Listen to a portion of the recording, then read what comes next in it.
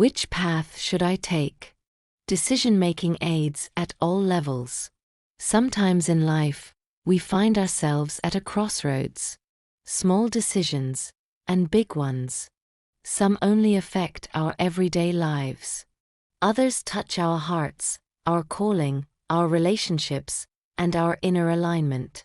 In such moments, many people feel a quiet longing, not just to make the right decision, but to make the right one, truly, in harmony with our own soul.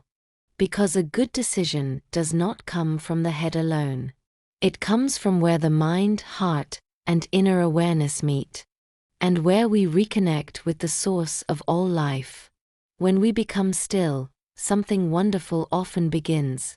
Our heart begins to speak. Not loudly, not demanding, but quietly, clearly, and peacefully. The mind analyzes the past, but the heart feels the truth of the present moment. It manifests itself as expansiveness or constriction, as calm or inner resistance. This quiet knowledge is a gift, an inner compass that wants to guide us. But even the heart needs grounding. Because sometimes desires, fears, or old patterns interfere.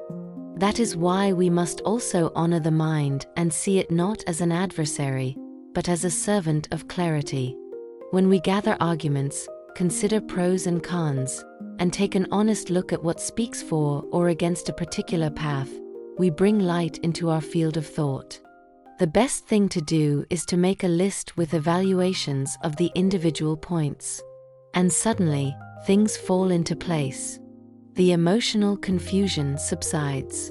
A clear view emerges. But beyond the heart and mind, there is an even deeper level, the inner alignment with the source. Prayer. The conscious turning inward. When we not only think a question, but place it in God's hands, something unexpected happens. Our questioning stops and we begin to hear and perceive signals. Trust begins to grow.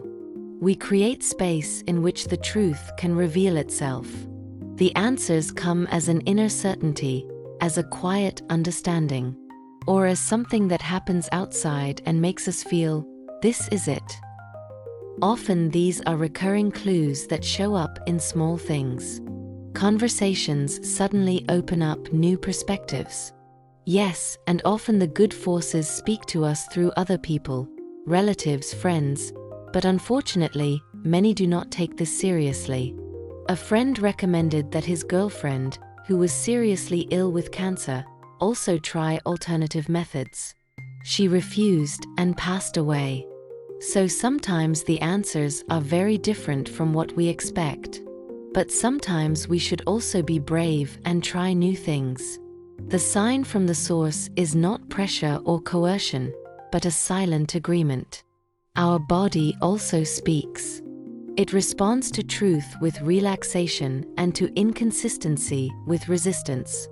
Those who learn to perceive these signals mindfully gain access to a deep inner intelligence. These kinesiological tests are very easy to learn. Perhaps that is precisely the core, not making the perfect choice, but a choice that we can take responsibility for with an open heart. A good decision is rarely the most comfortable one, but it is often the most honest one. It leads us to growth, maturity, and inner clarity. Sometimes it helps to ask yourself, does this path increase my freedom or my dependence? Does it serve love? Does it serve life? And then comes that sacred moment when we can say yes inwardly, not because all doubts have disappeared, but because we feel peace. There are also spirit guides we can turn to. There are instructions for this, see below. They possess great wisdom and foresight. They can respond through our bodies.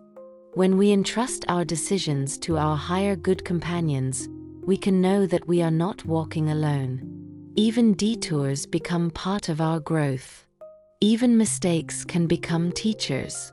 For ultimately, every sincere decision is a step back home, to the truth of our soul, to love, and to the source from which we come.